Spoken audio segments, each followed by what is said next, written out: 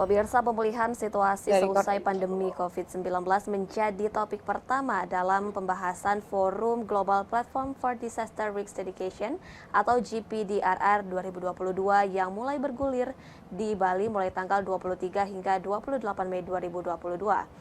Dalam mendukung keberlangsungan acara tersebut, Kementerian Komunikasi dan Informatika menyiapkan media center saat perhelatan internasional GPDRR sebagai upaya untuk memudahkan awak media yang hadir untuk melakukan peliputan. Seperti apa situasi terkini dan apa saja sarana dan prasarana yang tersedia di sana? Sudah di lokasi secara langsung rekan kami Mona Azarenisak melaporkan untuk Anda. Silakan Mona dengan laporan Anda. Ya, terima kasih Bilkis. Terkait dengan ajang internasional GPDRR yang ke-7 kali ini merupakan salah satu kesempatan saling berdiskusi antar negara peserta GPDRR untuk menemukan upaya penanggulangan atau pengurangan risiko bencana di setiap negara. Tentunya hal ini sangatlah penting dimaknai oleh setiap masyarakat dan media memiliki peran yang sangat besar dalam mengedukasi masyarakat terkait dengan pelaksanaan ajang GPDRR kali ini. Oleh karena itu, Kementerian Komunikasi dan Informatika juga menyediakan media center, di mana media center ini dipersiapkan bagi masyarakat atau awak media agar dapat mengelola berita dengan mudah. Dan untuk mengetahui seperti apa fasilitas dan juga bagaimana kegiatan yang dilaksanakan di media center di Bali ini, saat ini saya sudah bersama dengan Ibu Medio Desi Lustarini selaku Koordinator Hukum dan Kerjasama Sekjen IKP Kementerian Komunikasi dan Informatika. Halo, selamat sore Ibu Rini. Selamat sore, Mbak. Ya, Ibu, ini terkait dengan media center yang disiapkan oleh Kominfo. Mungkin Ibu bisa sampaikan dulu kepada pemirsa seperti apa fasilitas yang kita siapkan pada kali ini.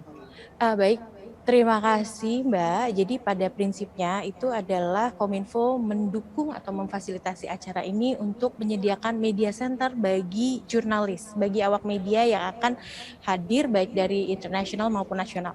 Pertama tentunya kita melihat bahwa kebutuhan jurnalis itu prinsipnya adalah yang pertama adalah dari tempat untuk bekerja. Jadi kita menyiapkan workstations dengan 100 PC dan juga kebutuhan untuk printing atau pencetakan apabila mereka membutuhkan. Kemudian juga kita menyiapkan press conference area. Jadi di dalam press conference area itu akan dilakukan daily press briefing setiap jam 8.30. Kemudian juga kita menyiapkan broadcast center, Mbak. Jadi broadcast center itu adalah di mana awak media bisa mengambil footage tentang kegiatan-kegiatan yang berlangsung selama penyelenggaraan GPDRR 2022 ini dari media center. Gitu. Tentunya pelaksanaan GPDRR ini merupakan salah satu cara untuk memberikan edukasi kepada masyarakat terkait apa saja hal yang dapat dilakukan untuk pengurangan risiko bencana. Dan bagi teman-teman media ini juga merupakan tugas yang besar juga untuk memberikan informasi kepada masyarakat. Sejauh ini Bu, kira-kira setiap harinya kita menekankan masyarakat untuk memberitakan hal seperti apa? Mungkin ada beberapa kategori yang telah kita sampaikan pada teman-teman. Sebenarnya bahwa bicara soal Global Platform for Disaster Risk Reduction ini merupakan suatu event secara event annual yang dilakukan oleh UNDRR atau satu badan PBB yang memang menangani urusan pengurangan risiko bencana. Jadi tema tahun ini adalah From Risk to Resilience Towards Sustainable Development for All in a COVID-19 Transform World. Jadi artinya kita mau tema-tema yang akan diangkat di dalam pertemuan itu akan lebih banyak bicara dari risiko menuju ke ketahanan. Nah, jadi bagaimana negara-negara di dunia itu bisa saling bertukar pikiran mengenai best practices ataupun lesson learned yang bisa mereka dapatkan dan mereka bawakan untuk mendapatkan suatu pembangunan berkelanjutan pasca pandemi. Nah, jadi itu juga ada beberapa kata kunci yang kita sudah coba ajak diskusi dengan media di beberapa briefing sebelumnya dilakukan oleh Kominfo bersama dengan KSP dan BNPB. Itu adalah bagaimana kita bicara kata kunci di sini adalah dari resiko menuju ketahanan. Jadi kita berusaha untuk tangguh bencana. Kemudian kita juga bicara bahwa bagaimana COVID-19 ataupun COVID-19 pandemi itu sudah mengubah dunia. Tapi harapannya adalah mengubah dunia menjadi lebih baik dan lebih berkelanjutan. Nah, itu beberapa kata kuncinya, Mbak. Event ini akan dilaksanakan mulai dari tanggal 23 sampai dengan 28 Mei 2022. Dan setelah dilaksanakan beberapa hari ini, bagaimana evaluasi dari media center yang telah kita sediakan ini, Bu? Baik, media center itu kan baru beroperasi sebenarnya di tanggal 22, itu pun partly ya, atau sebagian beroperasi. Karena acaranya sendiri, rangkaiannya itu 23 dan 24 itu ada preparatory days, itu lokasinya di Westin atau di BICC. Baru nanti mulai besok tuh 25 sampai 28 itu yang merupakan Global Platform for Disaster Risk Reduction. Jadi besok pagi kita akan kedatangan Presiden untuk membuka acara ini secara resmi. Kalau kita lihat dari evaluasi, tentu belum banyak yang bisa kita evaluasi karena jurnalis juga masih berdatangan, kemudian acara juga masih terkonsentrasi sehingga terkonsentrasi di BICC. Jadi memang di media center sendiri masih lebih banyak kita bicara soal masih berupa networking ya. Tapi paling tidak saya melihat bahwa fasilitas ini memang dicari.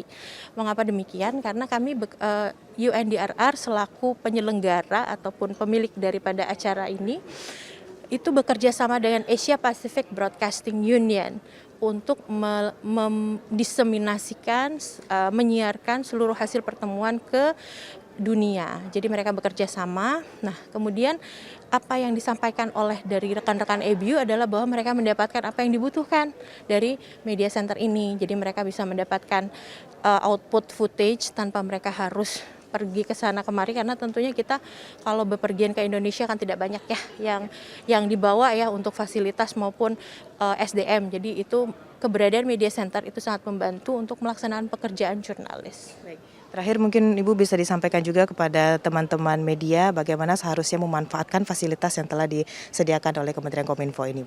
Baik, rekan-rekan media center beroperasi dari pagi jam 8 pagi sampai dengan jam 6 sore. Kemudian di sini juga kami menyiapkan konten-konten digital yang bisa diakses oleh rekan-rekan media. Dan apabila teman-teman membutuhkan informasi apapun, silakan datang ke media center. Kemudian juga bisa ke helpdesk kita untuk mengetahui konten apa saja yang tersedia dan bisa dibagikan. Dan terutama kami juga menyediakan hospitality bagi media, yaitu berupa meals. Jadi teman-teman kalau mau rehat sejenak dari keriuhan acara, silakan datang ke media center. Di sini juga ada coffee experience yang dipersembahkan khusus oleh Kementerian Pariwisata dan Ekonomi Kreatif. Baik, tentunya kita harapkan dengan adanya media center ini teman-teman media menjadi lebih semangat untuk memberitakan GPDRR. Baik Ibu, terima kasih telah memberikan informasinya kepada pemirsa Kominfo Newsroom. Terima kasih Bu. Ya. Baik Bilkis dan pemirsa, itulah wawancara kita dengan Ibu Medio Deci Lustarini selaku Koordinator Hukum dan Kerjasama Setjen IKP Kementerian Komunikasi dan Informatika Republik Indonesia. Tentunya Kominfo telah mempersiapkan berbagai fasilitas untuk media dalam menginformasikan event bertaraf internasional ini GPDRR yang ke-7 dan diharapkan dapat memberikan informasi kepada masyarakat yang ada di Indonesia maupun bertaraf internasional. Demikian laporan dari Bali, kembali ke studio Bilkis. Terima kasih Mona melaporkan langsung dari Nusa Dua Bali. Pemirsa, kesiapan pemerintah dalam acara GPDRR 2022 sudah mencapai 100%. Presiden Republik Indonesia Joko Widodo dijadwalkan hadir pada pembukaan Global Platform for Disaster Risk Reduction pada esok hari. Hal tersebut diungkapkan oleh Menteri Luar Negeri Retno Marsudi di Bali Nusa Dua Convention Center pada sore hari ini. Baik teman-teman, saat ini kita berada di BNDCC dalam rangka persiapan akhir menjelang acara pembukaan pertemuan ke-7 Global Platform for Disaster Risk Reduction. Jadi pertemuan GPDRR ini merupakan pertemuan multi-stakeholders terbesar yang dikelola oleh UN Office for Disaster Risk Reduction. Jadi pertemuan GPDRR ini adalah pertemuan dalam konteks UN dituan rumahi oleh Indonesia. Dan berlangsungnya pertemuan GPDRR ke-7 di Indonesia ini merupakan yang pertama kali dilakukan di Asia. Nah, tema yang diambil dalam pertemuan pada tahun ini adalah From Risk to Resilience. Jadi mengubah risiko menjadi ketahanan menuju pencapaian Sustainable Development Goals untuk semua. Itu adalah tema yang dipakai atau digunakan untuk pertemuan GPDRR ke-7 tahun ini. Nah, per saat ini yang sudah mendaftar sudah lebih dari 6.000 orang dari 183 negara. Pertemuan ini masih dilakukan secara hybrid, tetapi kurang lebih dari 70% akan hadir secara in person. Dari pihak UN sendiri akan hadir Deputy Sekjen, kemudian Presiden General Assembly, dan tentunya adalah Special Representative Sekjen PBB untuk urusan Disaster Risk Reduction. Nah, tentunya teman-teman bertanya apa arti ketuan rumahan Indonesia untuk pertemuan Global Platform for Disaster Risk Reduction tahun ini. Pertama, tentunya ini menunjukkan kepercayaan dunia atas kepemimpinan Indonesia sebagai champion isu kebencanaan. Kemudian yang kedua, pertemuan ini akan digunakan untuk melakukan exchange of experience, best practices, dan juga sekaligus capacity building dalam rangka negara-negara mengantisipasi bencana yang tentunya tidak hanya terjadi sekali. Jadi dari waktu ke waktu kita selalu menghadapi bencana, dan ini merupakan platform yang paling tepat karena sekali lagi tadi saya sampaikan ini adalah platform multi stakeholders yang paling tepat untuk melakukan exchange of experience, best practices, pemberian capacity building dalam penanganan bencana. Dan yang ketiga adalah ini adalah platform yang paling pas untuk melakukan kolaborasi kerjasama baik antara nasional, kawasan, dan regional. Dan di dalam penanganan disaster kebencanaan ini kita juga melihat di sana sini banyak sekali local wisdom yang membantu upaya kita di dalam penanganan bencana. Nah, tadi saya sebutkan multi stakeholders tercermin dari partisipasi yang hadir pada pertemuan ini. Misalnya dari NGO 24%, dari pemerintah 20%, akademisi 11%, dari kalangan bisnis 7%.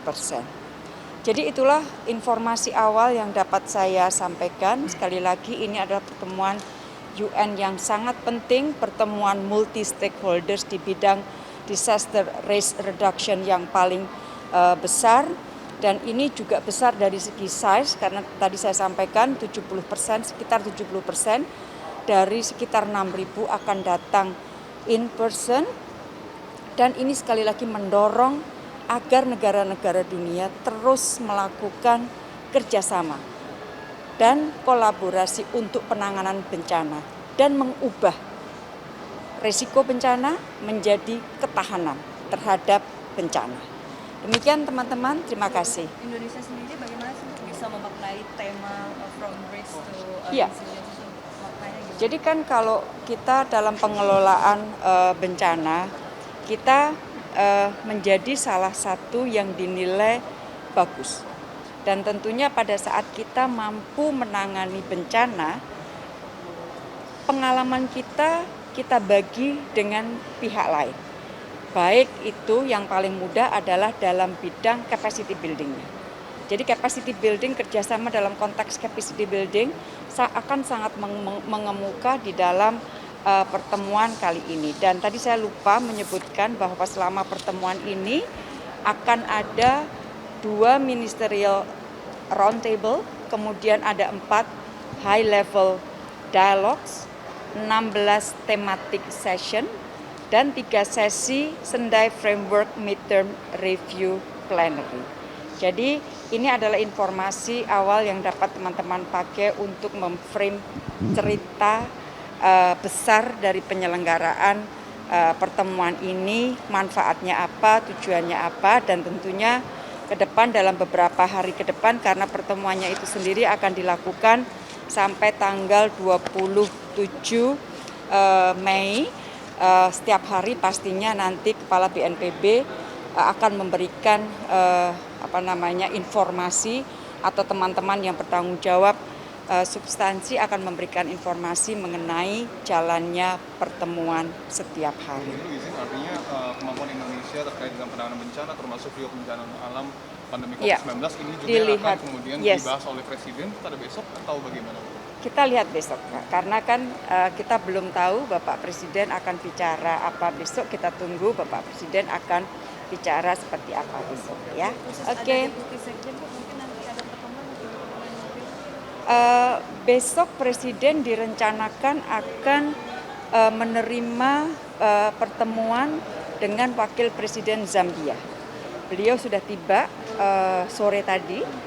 Dan besok untuk Deputi Sekjen saya akan melakukan pertemuan dan saya juga akan melakukan pertemuan dengan Presiden Majelis Umum PGA, Presiden General Assembly, dan saya banyak sekali akan melakukan pertemuan bilateral besok.